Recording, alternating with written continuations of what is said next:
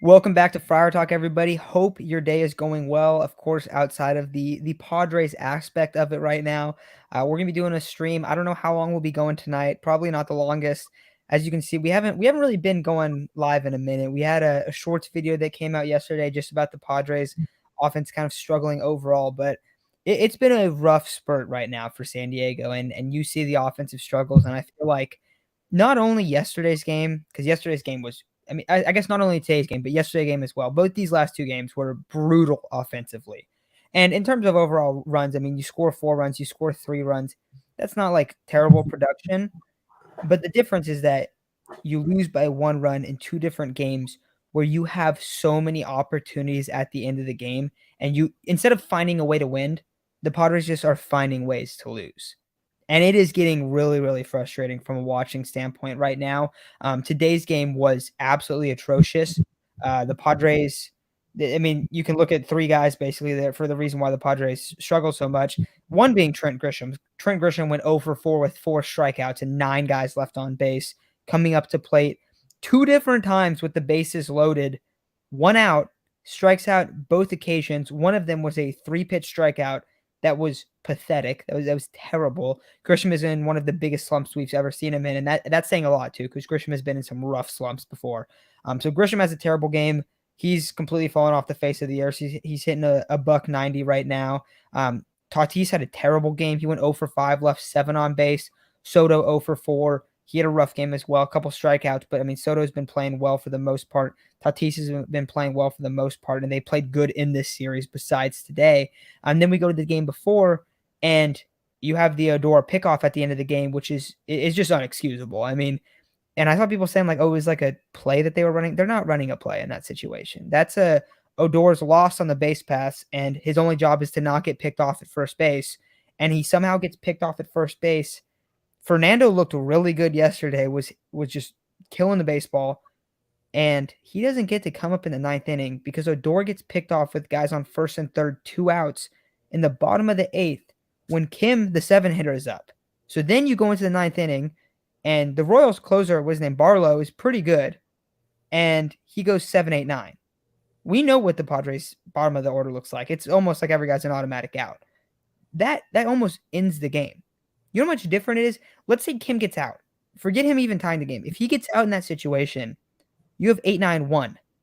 That's so much different in that situation than going 7-8-9, especially with this Padres lineup. So overall, I mean, these games were extremely frustrating. We will talk about Michael Wacha in a little bit because he was an absolute beast on Monday. And so I want to shout him out. But I mean, unfortunately, we're going through the negatives first because it was just a absolute disaster. This was kind of the series of like, all right, couple rough series, and you get smoked by the Dodgers. The Royals are a little tune-up team. Let's bounce back a little bit. Manny Machado's hurt. Now the offense looks even worse. The bottom of the order, I mean, like there's just no depth. It is rough right now. So sorry to kind of unload on everyone, but I mean, yeah, I think this is panic filter officially activated. I agree. I mean, what else are we gonna do? What else are we gonna do at this point? So Isaac, are you feeling the same way as me? Are you kind of freaking out a little bit? It's hard not to. It's definitely hard not to. They suck right now. There's no sugarcoating it. They suck right now. Um, Easily the worst. I think they're the worst lineup in baseball right now when you look at it from a numbers standpoint. Um, Runners in scoring position, they're the worst team almost in history through this point with runners in scoring position. Um, the only guys that are kind of producing are Fernando and Soto, but Fernando's not even. Fernando only has like a 790 OPS. That's not the Fernando that we know. His numbers have dropped a little bit recently too. I still think he's playing fine in other aspects of the game, but at the plate, he's starting to take a dip. Manny Machado comes out that he has a fracture in his hand, no timetable for return. Xander Bogaerts significantly dropped off since the season started. Trent Grisham looks horrendous. He looks lost. He looks terrible. Jay Cronenworth was struggling up until these past two games. Ha-Seong Kim was struggling. Ever since that first Dodger series, man, it looks like it significantly impacted them. That first Dodger series, they were 1 out away from winning that series and maybe going on a little roll after that, but instead it all kind of took a fall. And Seems like they've let that roll on this into today, into these next few series. We lost 4 series in a row. I thought the pitching has been pretty solid. You look at throughout these past 4 series, I can't recall one time other than this Lugo getting rocked yesterday. I can't recall one time that the Padres pitching looked really that bad. Um, but it's the lineup. There's no question. It's the lineup. I don't know. Everyone's finding someone to blame. People are blaming whether it's AJ Preller, whether it's Bob Melvin, whether it's the players, the hitting coach. Everyone is trying to find someone to blame. I'll blame the players. I don't feel like they're putting up good at bats. I don't feel like they're, especially in that Dodgers series, you had Dustin May going 7, you had Julio Urias going 7 on very low pitch counts. That's something that can't happen if you're not up at the plate hitting very well. If you're hitting well, then yes, you can be aggressive at the plate. You deserve to be aggressive at the plate. But when you're not hitting well, you got to be able to be selective with your pitches. But however, even if the Padres did do that, people would be saying that they're being too selective. I would be thinking they're taking the right approach. They need to find a way to get runners on, and being aggressive is not working right now. So they need to take the opposite approach, in my opinion. But you look at it from the lineup standpoint. At one point, they had some of the worst swing paths in the MLB. Horrible runners in scoring position. Horrible batting average. I mean, base running was bad this series. It was a bad series. It was one you couldn't afford to lose to the 12-30 Royals. I don't really know what else to say. They look bad. They look bad. Yeah, and I mean, and even like you look at it from kind of like the star standpoint, like you bring up the players. I mean, Bogarts has back over an 800 OPS, and he's I feel like he's starting to find himself again. Like he's starting to turn around a little bit. Tatis struggled a little bit today, but like even when Tatis is like not himself, like he's still gonna put up decent enough numbers. Soto's been good. Cronenworth has been like honestly like a little underwhelming, but like it's not really that crazy. Machado's been underwhelming. Now Machado's gonna be out for a while. I think it's pretty clear what the Padres' problem is. Half of their lineup is god awful.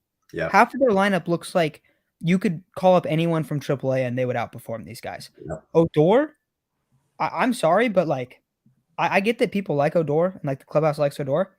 Odor should be sent down for what happened. Like there's why are you keeping that dude on the roster? Like, you're telling me you can't find anyone in AAA that's better than Odor, and Odor's getting picked off in the bottom of the 8th with 2 outs when he's not relevant in that play. Like, stay on first, bro. Don't even take your foot off the bag in that situation. All you are hoping is that Kim gets a base knock or gets on or turn. Like, there's no reason to ever get picked off at first base when the tying run is on third in the 7th, 8th, or 9th inning when you're down by 1 run. Like, that is talk about like baseball IQ. I mean, like, come on. And not to mention, like, the dude has like a 500 OPS and is hitting a $150. But like, look at this. Like, Carpenter, barely over 700 OPS. Cruz, he's just under a 700 OPS. So forget about those guys. Let's say they even turn around, right? That's pretty good. Do we have any confidence that this back end of the lineup, Ha-Seong Kim, I mean, Ha-Seong Kim has struggled a lot. He barely has over a 700 OPS. He's a second baseman. Like, he's not going to be that much of an offensive threat. But Grisham, the Grisham experiment is over. Austin Nola, when you're 8-9 as Austin Nola, like, dude, like, I don't know what to say, man. Like, we know what it is, right? Like, we know what Austin Nola and Trey Grisham do in the 8-9 spot. Today, they came up back-to-back on, what, 2 different occasions or 1 occasion? I forget. Yeah, because they pinch hit Sullivan, I want to say. Like, that is anytime the lineup turns over to that 8-9 spot and it's Grisham Nola, you have no faith. And today was exactly what happened in that situation. I mean, Grisham left 9 guys on, struck out 4 times. All he had to do was hit 2 sac flies and the Padres win today. Think about that. Just make contact. Maybe not even a sac fly. Bunt. If he bunts, they're probably scoring a run. Like, when you're that incapable of a lineup where like you can't bring guys in off basic sacrifices and stuff, that's when it becomes such an issue. And the bottom of the lineup, man, like it is bad. And so you were kind of talking about like who to blame, and I feel like I don't know, maybe I've been harsh on him for a long time. I haven't really brought it up that much because the Padres have had some more success. I don't think AJ Preller's good.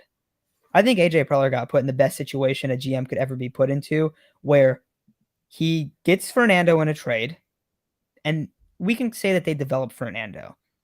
I don't really think they developed Fernando. I think Fernando just is an insane talent, and he's gonna make it work no matter wherever. They haven't developed a single player outside of Fernando Tatis. This is AJ Preller's ninth season with the club. They haven't developed one player. You look at everyone that they have, they sign guys. Who do they look for depth? They look for guys that are basically like friends or affiliates of AJ Preller on the Rangers, Mazzara, Odor, anyone like that. And that's who they bring in to fill the back end of the roster, and it just doesn't work. Like, so it is just brutal right now. I mean, always shout out Peter Seidler, because Peter Seidler, I think, really changed this organization quite a bit. But if you take away the top of the lineup, even like they're struggling right now, and like there's no one to like lean on. That's the problem.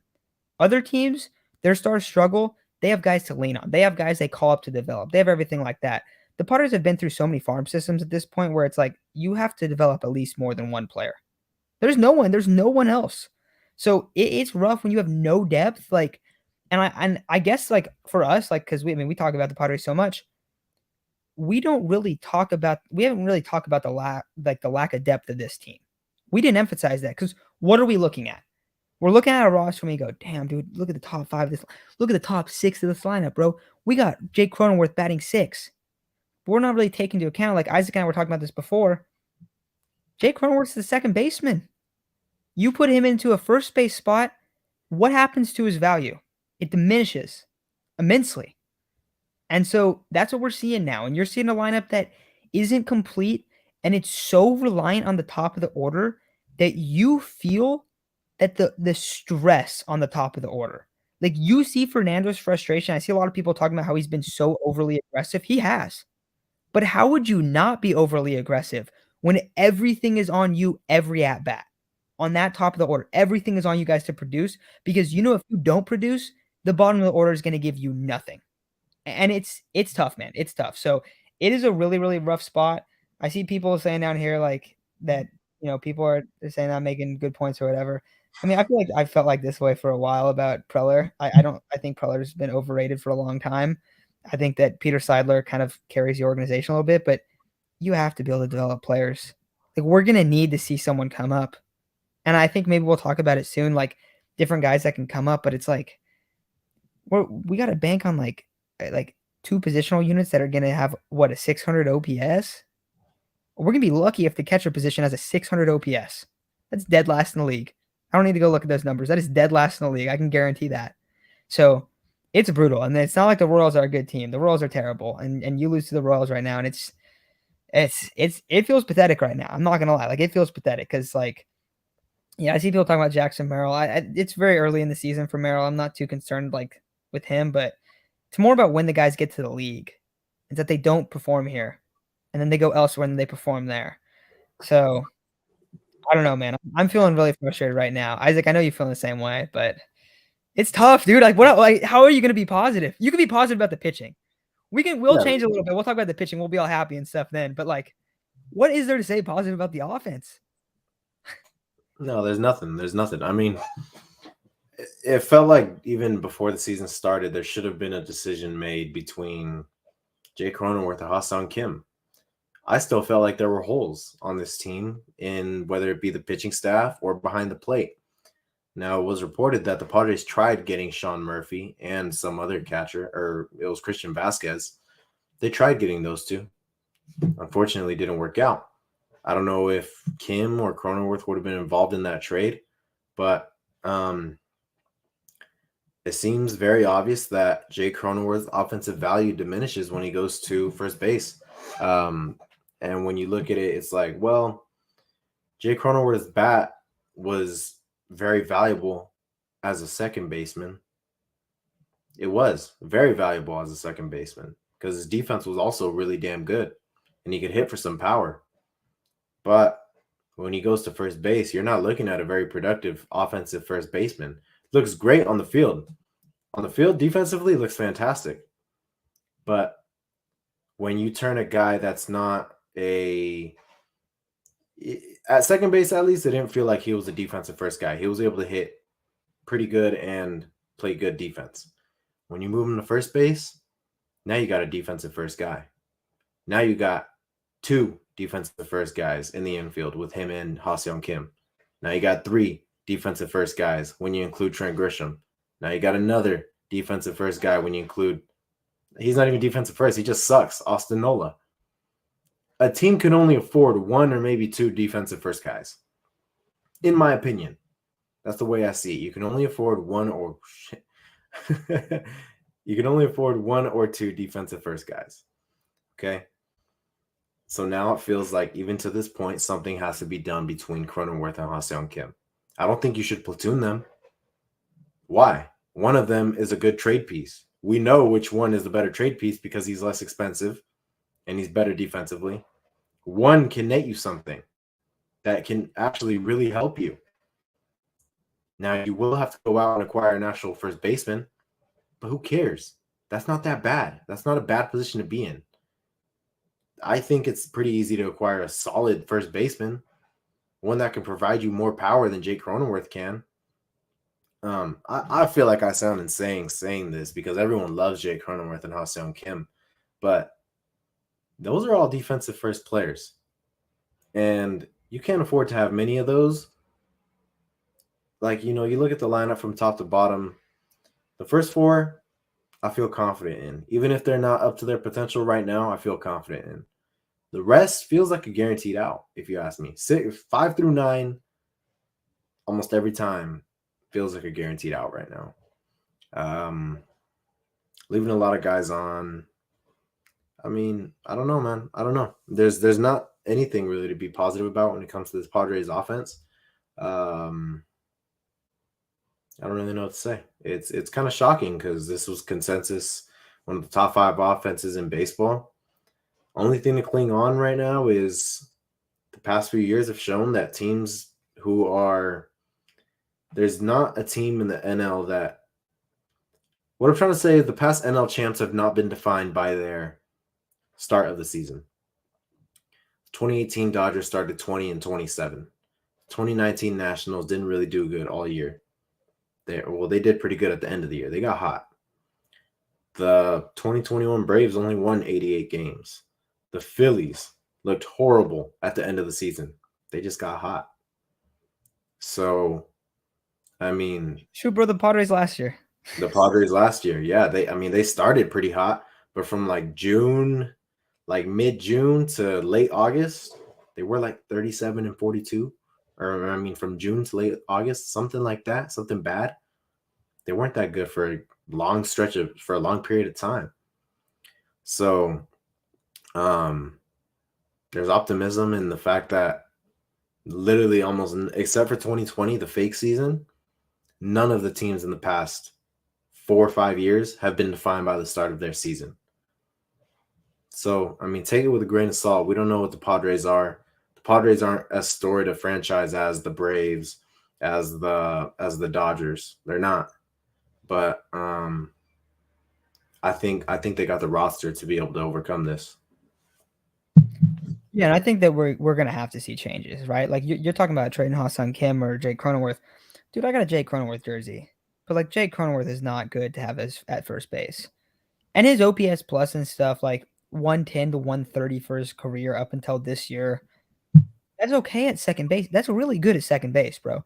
If you're like above 100 at second base, that's pretty ideal. So he's good when it comes to second base. Kim is good as a depth infielder, but like they don't have a guy to play first base.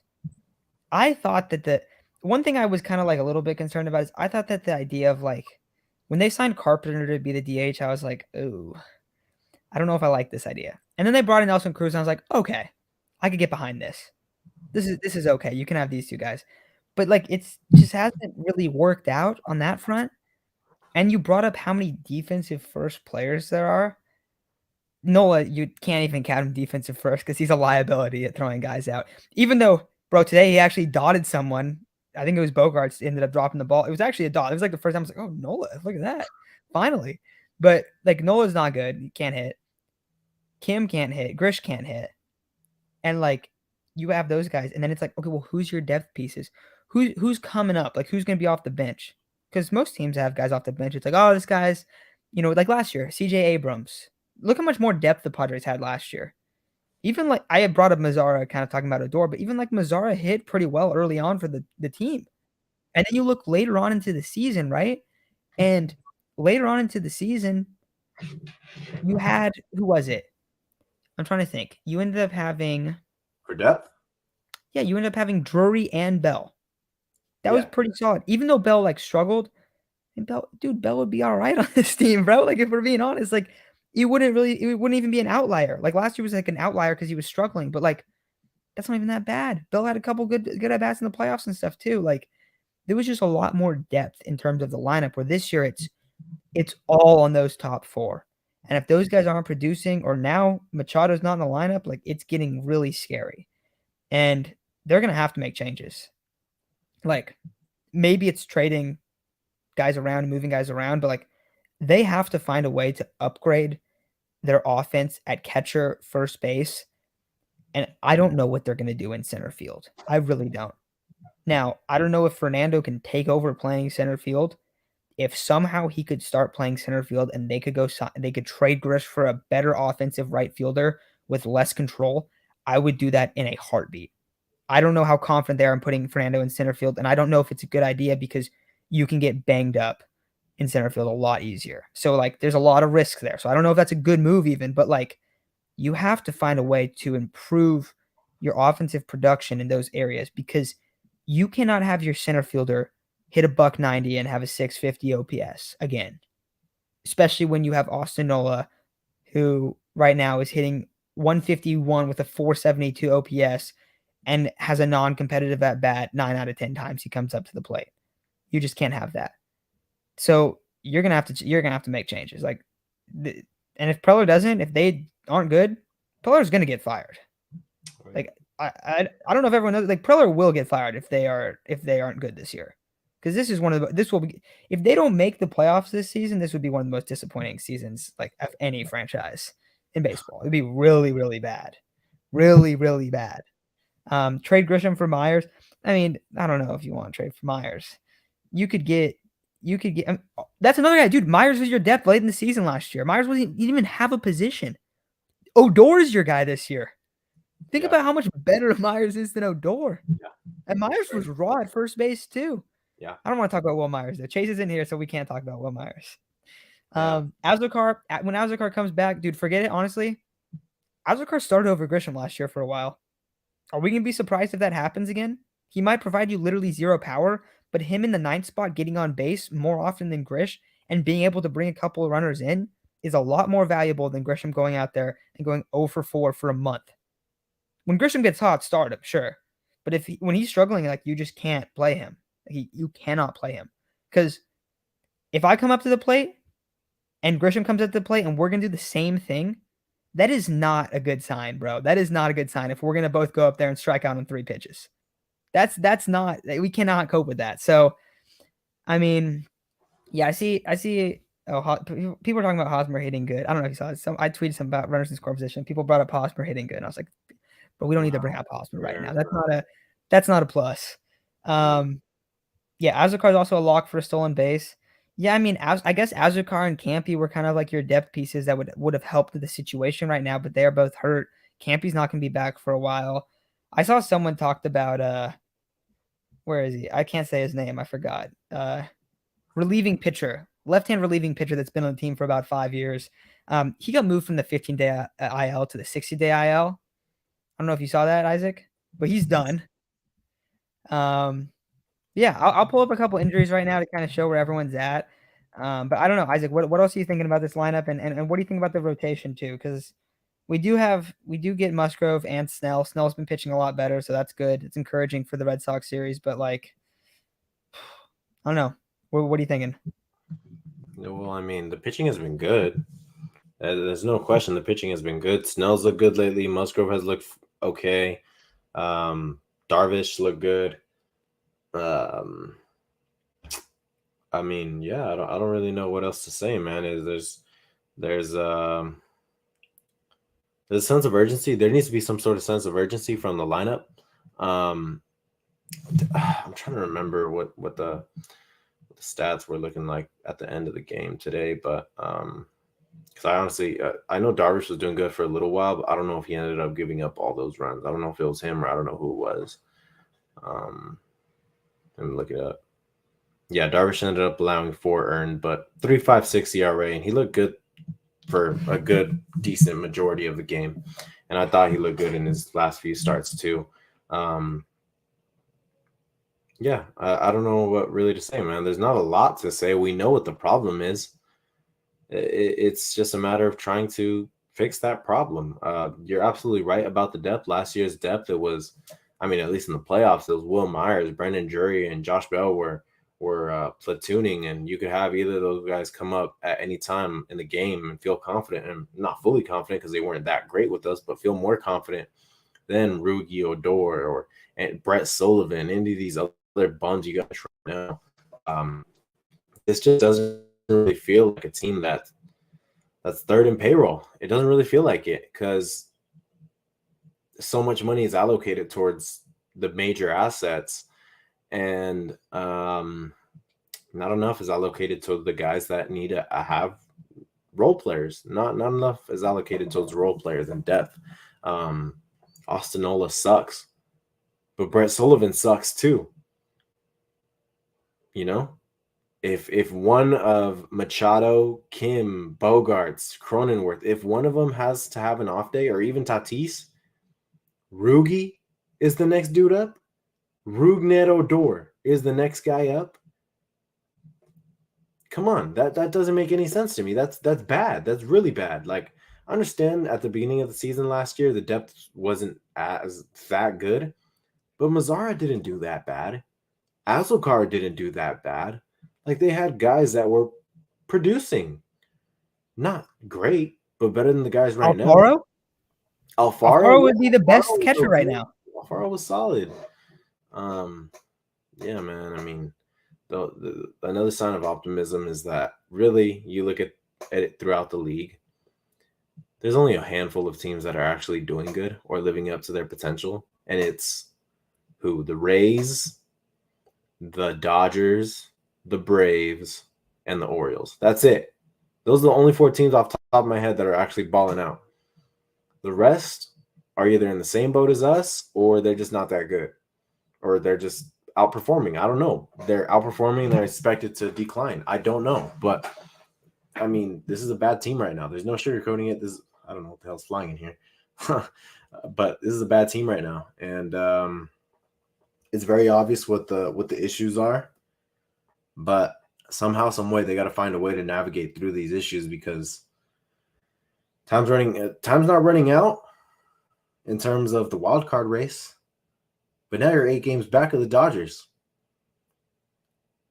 You've already dug yourself in a hole, and it's only mid-May. So what are you going to do? How far back are you going to become June, July? The Dodgers are hot. They're a good team. I don't know what prompted anyone to think they weren't going to be a good team because it seems like they were written off. They're a good team. We knew they were a good team. We knew they weren't the kind of team that was just going to drop off from like everyone expected them to be like a 90-win team. They didn't decline enough to lose 21 more games, maybe 15. But, I mean, it seemed like the Padres were the type of team that did enough to win at least 6 more. They won 89 last year. Everyone thought, well, look, we just got back Tatis. We got Soto over the offseason or over at the trade deadline last year. We just picked up Bogarts. This should be good enough to get us an extra 6 wins to 95 wins.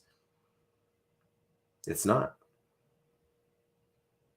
So far, at this pace. Yeah, and it's not because and I think I said it before, but like we really just underestimated how important the depth of this team was going to be, and underestimated how different it was to last year. Because I feel like that's something like you look at it, and I see people talking about Profar and stuff here. Like, yeah, dude, like Profar was solid. He was an above average MLB player last year. I think it's really easy to take it for granted when you have an above average MLB player just on your roster, and then like you lose them, and then you bring other guys in, and then you have a bunch of guys that are not MLB caliber players, where they're guys that should probably be playing for the Reds or the Pirates instead of a team that's contending. That's an issue. Why is Odor on a contending roster? Why is I'm not trying to rip on these guys. Like, why is Brett Sullivan? Why is Austin Nola? Why is David Dahl? Why like any Dixon? Like any of these guys? Like it's like, dude, like that's not you don't have guys on the back of your roster like that. Azokar's fine. Azokar plays a role. He provides something.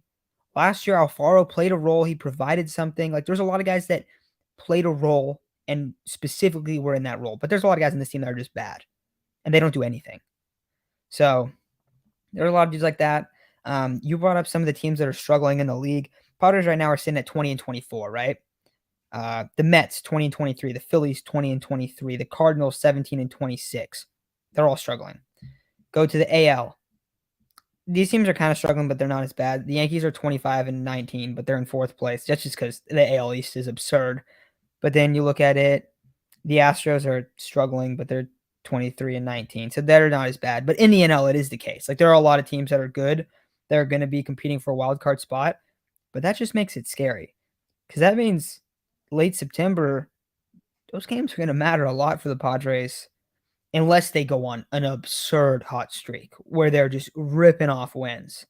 But yeah, it is really, really frustrating. So I think outside of that, injury updates. So I was looking at this. Azokar, who was it? Azokar, Suarez, and Morahone are all expected to be back in June. Campy's supposed to be back in July, which really sucks. And then the most recent injuries, Machado, kind of not sure. Seth Lugo, he's going to miss his next start. I fully expect Ryan Weathers to start in his place. I would be really surprised if that doesn't happen because Ryan Weathers has actually been playing pretty well. So I expect him to pick up Lugo's spot. I think they're going to keep Martinez in the bullpen just because they're really trying to stick with Weathers as a starter. Like that's been clear. They sent him down so he could stay starting. So he's probably going to come up and be a starter there. But that's also very concerning for Seth Lugo because Seth Lugo's question mark. Yeah, I'm not talking about him, Wavy. Seth Lugo, his issue wasn't like, oh, is he good enough? It was, can he be healthy as a starter? And we're in mid-May and he's already hurt. So that's not good. But yeah, I see people talking about guys we can call up and stuff. Iglesias, people really want to bring up Iglesias, bro. I'm all for it. I'm all for it changing out the back end of this team because it's obviously not working. Like you got to change it up. You got to add some guys. Isaac, believe it or not, bro, we should have signed Gary Sanchez. We should have done it.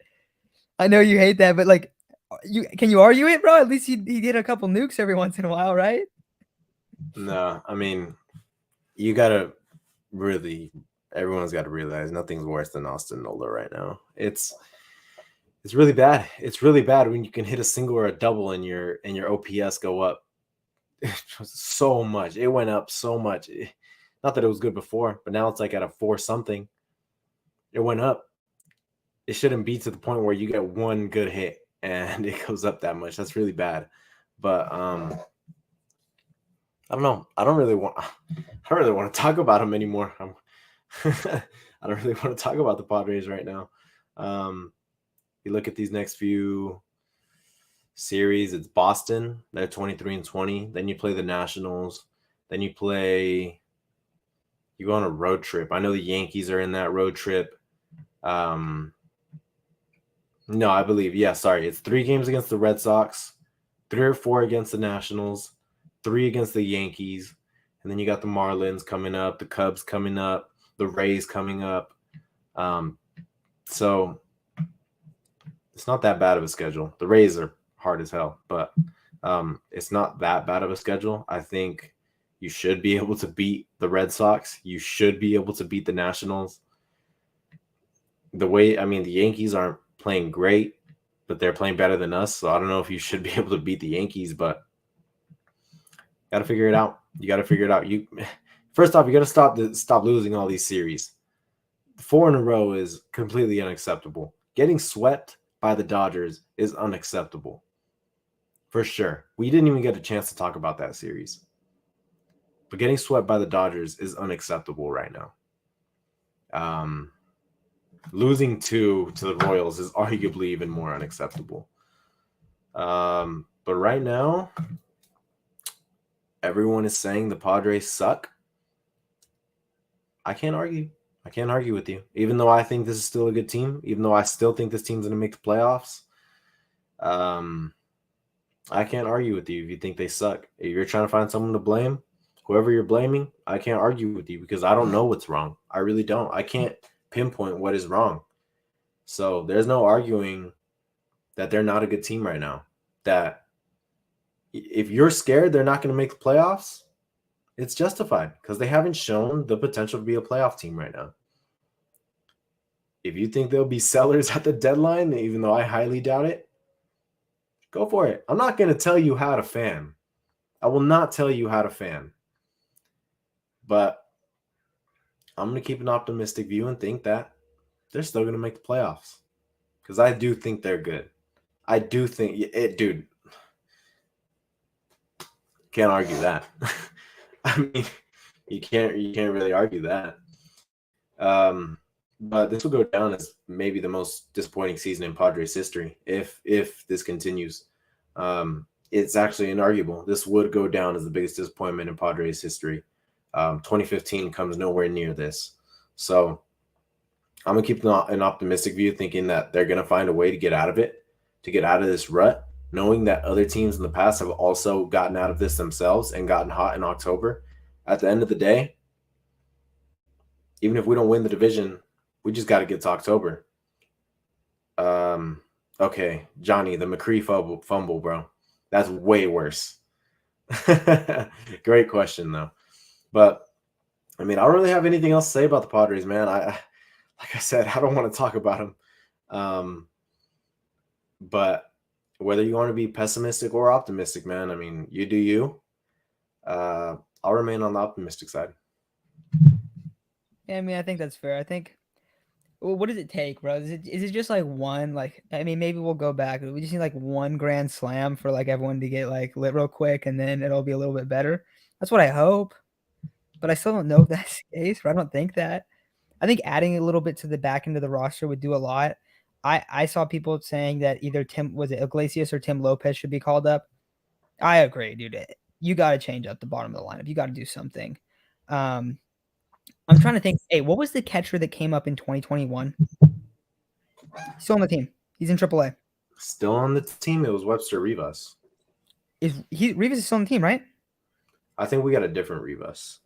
Okay, maybe it's a different Rivas. Whoever the catcher is in AAA, they should just call him up. He's raking right now. He has like a 900 OPS. I get you're hitting on basically like the moon there. You might as well bring someone up, bro. Like, I don't know what the value is in keeping. You don't have to release Nola. Just give him a fake IL stint. I mean, you got like hit in the face and all jacked up earlier this year. Just give him a fake IL stint, bro. Because it's like you shouldn't throw him out there anymore. They bunted with a guy on. They had him bunt with a guy on third and 2 outs. Like, what? I can't even disagree with that call either. Like, I think it's probably the right move. But think about how crazy that is.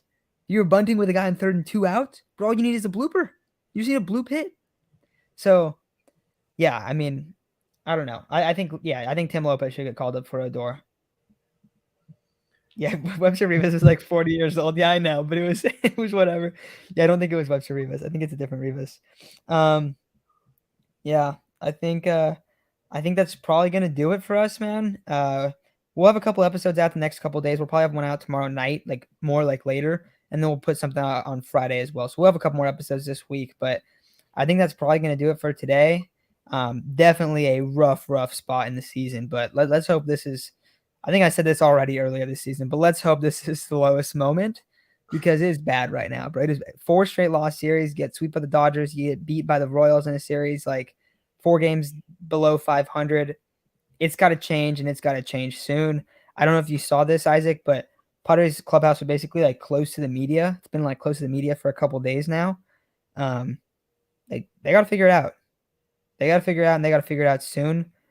If there was a time for Manny Machado to actually hit the IL, this is probably the worst time that could ever happen.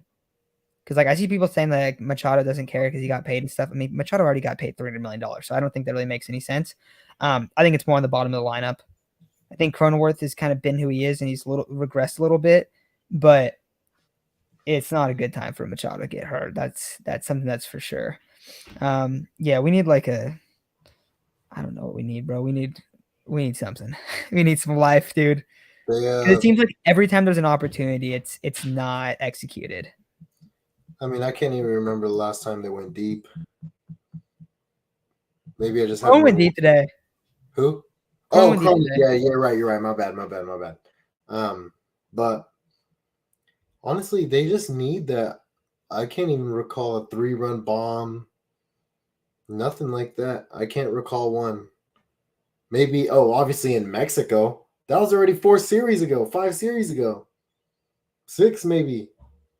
But maybe Fernando's in the Dodgers in the first Dodgers series. Yeah. I don't want to talk about him anymore. I'm done.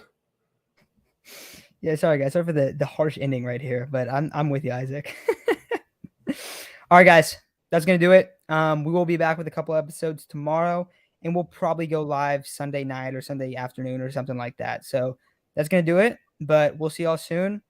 Like Isaac said, fan how you want to fan. If you want to be pessimistic, be pessimistic. If you want to be optimistic, it's hard to be optimistic right now, but go ahead and be optimistic. So we'll see how this bounces around and how it turns out. But hopefully it gets better. Hopefully in a couple months we're just kind of laughing about like, oh, you remember that horrible start to the season? Now look where the Padres are at. But right now, not the best time, but we'll see how it goes. But thank you all for listening, and we'll have a couple episodes out these next couple days. So we'll see y'all then. So have a good one, and see y'all.